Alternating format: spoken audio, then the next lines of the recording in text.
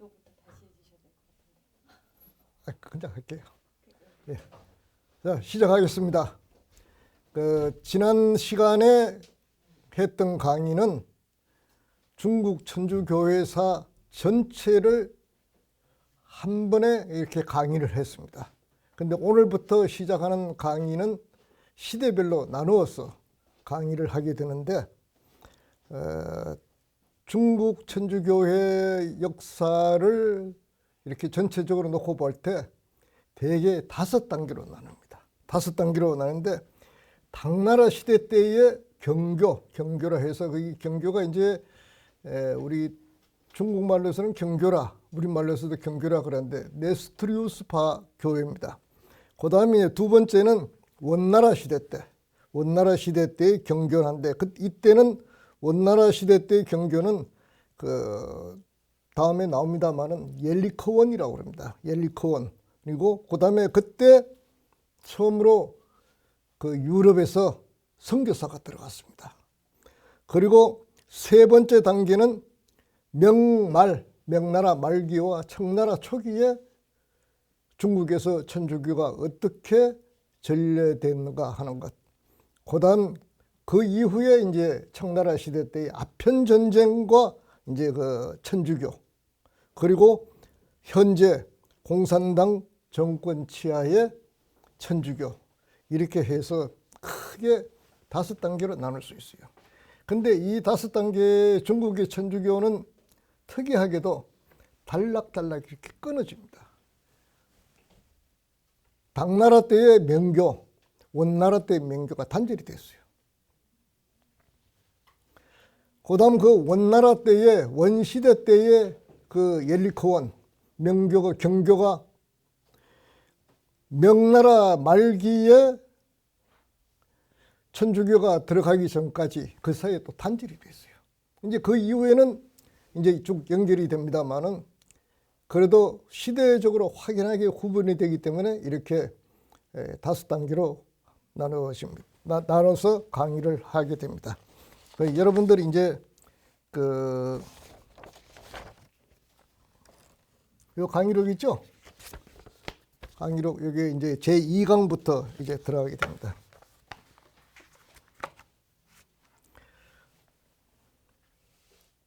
제2강의 첫 번째가 그 네스토리우스파 선교사 알로펜이라 그러기도 하고 아라본이라 그러기도 하고 뭐 여러 나라 이름으로 하다가 보니까 이제 이렇게도 부르고 저렇게도 부르고 하는데 한 사람입니다.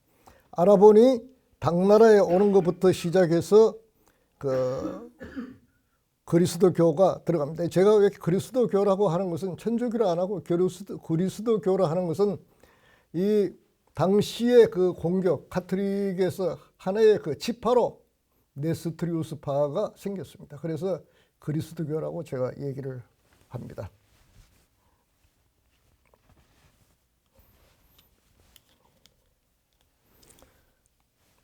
이 아라본은 시리아 사람인데 그 성년이 된 후에 페르시아 신학원에서 교육을 받았습니다. 그리고 당나라 정관 군년할 것 같으면 이때가 당나라 정관연호를 쓴 것이 당태종 이세민 때 얘기입니다. 이세민 때인데 참고적으로 이제 아마 그 당의 중국의 그 왕조가 상당히 좀 복잡해요. 복잡한데 당 때가 언제냐 하면 우리나라의 그 삼국시대, 우리 역사의 삼국시대, 그리고 당 후기가 신라통일시대, 그렇게 됩니다. 그러니까 여러분들이 이제 머릿속에 이게 삼국시대 때에 그리스도교가 처음으로 중국에 들어갔구나 생각하면 됩니다. 바로 이 시기에 뭐냐면 불교도 요거보다 조금 빠르거나 늦게 전파가 됐어요. 그러니까 중국에 그리스도교가 들어간 것은 불교가 인도에서부터 시작해서 중국에 들어간 시기나 거의 비슷합니다. 이제 여러분들 잘 아시겠지만은 손오공이 나오는 그게 현장 법사, 그 인도로 가서 경을 받아서 오는 그게 있어요. 그게 언제냐면 당나라 시대 때야. 바로 그때에 그리스도교도 당나라에 들어갔다 하는 거예요. 그 이름이 네스트리우스. 중국 사람들은 경교라 했다. 그러면 이 네스트리우스 이전에 그러면 그리스도교가 없었느냐? 없었어요. 근데 단지 유대교가 있었다. 그럼 유대교는 그러면 언제 들어갔느냐? 중국 역사로 봤을 때 한나라 시대 때에 그때 유대교가 들어갔다. 그렇게 추정을 하고 있어요. 그것이 이제 그 밑에 나오는 거 보면 여러분들 그 3페 3쪽에 그 네스트리우스 이전에 유대교 해가지고 제가 그 기록을 해두었습니다. 그리고 그 전에 뭐 여러 가지 설이 있는데 12제자 중에 예수님의 12제자 중에 성 토마스가 중국에 왔었다는 설도 있는데 이것은 그 요즘 그 사가들이 봤을 때는 경강부회다 하는 겁니다.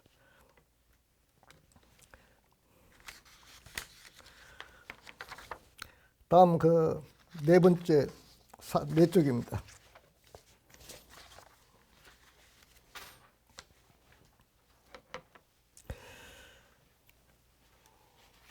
한나라 시대 때에 들어온 그 유대인들이 들어와서 유대교를 전파를 아직 안 했어요. 그 유대교는 자신들의 그 종족들 사이에서만 신봉을 했지 한족이라든지 기타 종족들에게 전파를 하지 않고 단지 또 지역도 그 중국의 그 개봉, 카이펑 지역의 그 일대에서만 그 살았어요.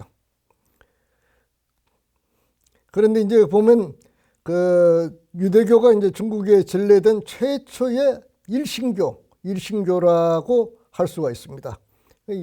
불교는 일신교가 아니죠. 다신교입니다. 여러 부처들이 있고 뭐 하고 하기 때문에 그 부처만 되면 바로 해탈을 해서 부처만 되면 되는 거니까 다신교라고 할 수 있죠. 일신교로서 자리매김했다. 그리고 이것이 그 그리스도교의 씨앗을 파종했다고는 볼 수 없다. 다음에 이제 두 번째 쪽에 그 네스트리우스파가 중국으로 들어온 배경이 어떻게 됐느냐. 4쪽에 그 2번 네스트리우스파의 창시자는 콘스탄티노플 오늘날의 그 이스탄불입니다. 이스탄불의 주교 네스트리우스라는 사람이 그리스도의 예수님의 그 양위를 주장을 했습니다. 그리고 마리아는 오직 예수님의 육체를 낳았을 뿐 예수님에게 신성을 주지 않았다. 이렇게 주장을 했습니다. 그래서 예수님의 신성은 인성과 분리되어 절대 합치되지 않는다. 그러므로 마리아는 성모로 공경하는 것은 잘못이라 했습니다. 이 논리가 나오자 그 알렉산더 대주교였던 그 시리얼로부터 맹렬한 비난을 받고 431년 에페소 공의회에서 이단으로 규정되었습니다. 그리고 축출되었죠. 이후에 이 파의 그 신도들은 중동과 페르시아, 중아시아 등지로 선교를 했고 뒤에 중국으로 들어와서 경교라 칭해졌습니다. 네스트리우스파가 중국으로 들어온 배경입니다. 알아보니 635년 그 당의 수도 창안에 지금 중국의 그 산시 지역의 그 성도로 되어 있는 시안입니다. 시안이 그 옛 이름이 장안입니다. 장안에 들어온 것이 당 태종 때입니다. 당 태종 때인데 태종으로부터 성대한 환영을 받았습니다. 그리고 환영을 받고 그리고 당시에 태종이 그 경문을 들어보니 나라를 다스리는데 상당히 유익하고 그다음에 논리적이고 했다. 그래서 재상을 보내서 이 아라본을 환영을 하고 장안에 경교의 그 사원을 짓도록 합니다. 얘가 왜 사원이라 그러냐면 성전을 짓도록 하는데 이 경교가 들어오면서 그 선교사를 갖다 중승이라고 그랬고, 그 다음에 그 성전 뒤에다가 사라는 이름을 붙였습니다. 불교 무슨 대진사, 파사사 이렇게 해가지고 요새 불국사, 통도사 하는 것처럼 그 절 이름을 붙였어요. 그리고 불교 용어를 많이 사용했고, 그 다음에 일부에서는 도교 용어도 사용을 했습니다. 그건 아마 들어와서 어떻게 적절하게 이름을 붙이기 힘드니까 그 당 문화에 익숙한 용어를 많이 사용한 것 같아요.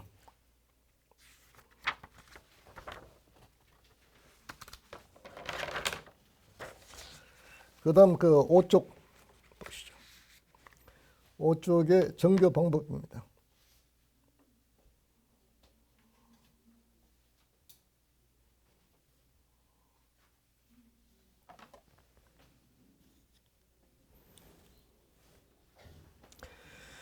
아라본이 그 중국의 당나라에 들어와서 그 태종을 비롯해서 궁정 대신, 그 다음에 그 관료들, 학자들한테 그 강론을 많이 했습니다. 강론을 하는데 아마 아라본 선교사가 그 상당히 그 학식이 풍부했던 것 같아요. 그리고 논리적이고, 그렇게 해서 그 장안으로 들어온 지 3년째 되는 해에 태종이 경교를 당에, 특히 장안에서 자유로이 그 선교할 수 있도록 칙령을 내리고, 그 장안의 은영방이라는 곳에 경교사, 그 일본 파사사 그러기도 하고 한데 그 대진사라고 하기도 하고 경교사를 건설하도록 했고, 동시에 이 경교사의 벽에 태종의 그 초상을 걸도록 했습니다.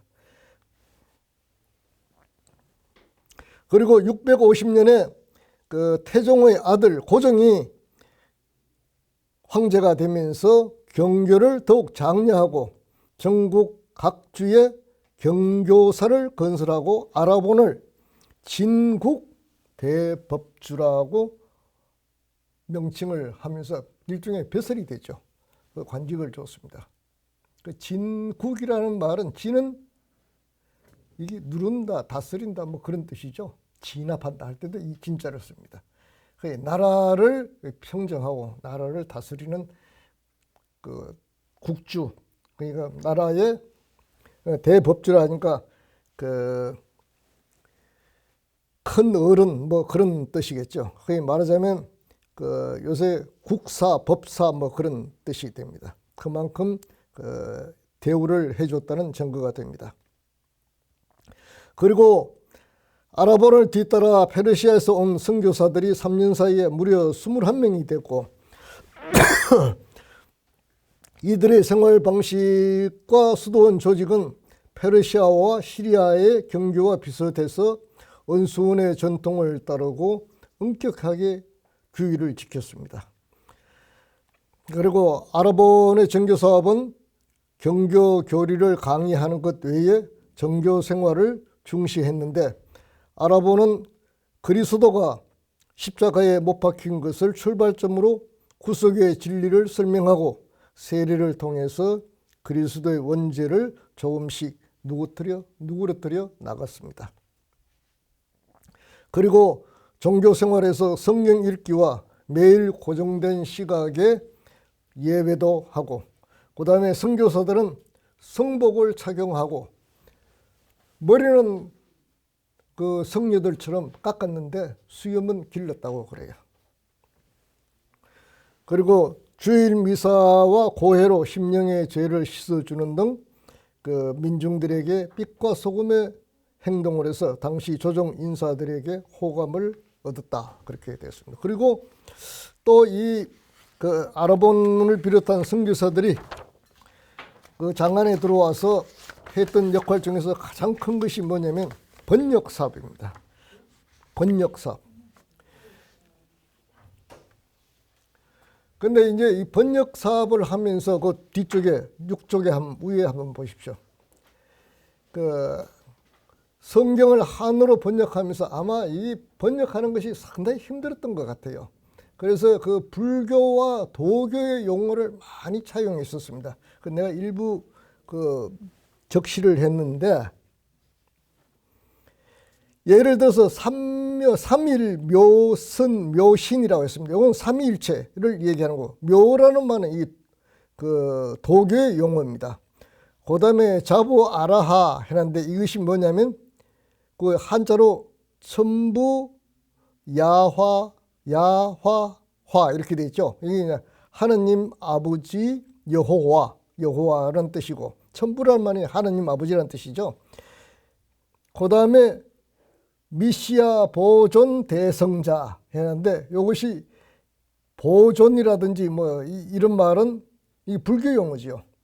그게 메시아 성자 예수를 갖다 이렇게 표현했고, 그 다음에 팔복을 이 팔경이라고 했고, 그 다음에 자희고죠. 자희고. 이건 뭐냐면 그런 염소 새끼 그 양을 말합니다. 그러면 이게 하느님의 어린 양 이런 뜻인데 이렇게 표현을 했죠. 그 다음에 신망예를 믿음, 소망, 사랑 뭐 이런 것을 삼상이라고 이렇게 번역을 한 등 많이 그 불교와 도교 용어를 차용해서 썼다. 그 다음에 이제 그 뒤에 보시면, 그 밑에 보시면 도랑에서 발견된 경교의 문헌에서 당시 한역 경문이 있었음을 알 수 있는데, 예를 들어서 좌수 시 보시 이렇게 됐죠. 내가 자선을 베풀 때는 물영우각, 오른손이 하는 일을 왼손이 모르게 하여라 하는 것을 이렇게 표현을 했습니다. 그 밑에 마찬가지죠. 그리고 또 그 경교 번역 사업의 단면을 알 수 있는 것이, 경교도는 번역 사업에 불교도와 협력했다. 적지 않은 도교 용어를 삽입했다. 그래서 천주를 불, 그 다음에 수세라는 말은 이게 우리가 수세라면 영세를 그 세례를 받는 것을 갖다 수세라고 그러죠. 영세도 수세나 같은 말입니다. 영은 받아들인다는 거고, 세는 세례를 받아들인다. 그게 영세라고 그러고, 근데 우리가 세례죠, 세례. 근데 그걸 불교에서는 수계라고 그럽니다. 이렇게 표현을 했고, 선교사를 또 승이란 말이 중이죠. 중으로 이렇게 했습니다. 그리고 경교비, 다음에 이제 경교비에 대해서 소개를 하는데, 경교비 그 머리 십자가 아래에 연꽃받침을 넣었습니다. 이 불교도들을 불교를 의식했다는 것을 알 수가 있습니다. 그리고 이 경정이라는 사람이 경교 선교사인데, 이 사람도 불교를 번역하는데 또 협조를 했습니다. 이렇게 해서 당시에는 경교와 불교 이렇게 서로 종교 간에 협조를 하여가면서 같이 번영했다는 것을 알 수가 있죠. 그 다음에 나오는 것이 이제 대진경교 유행 중국비.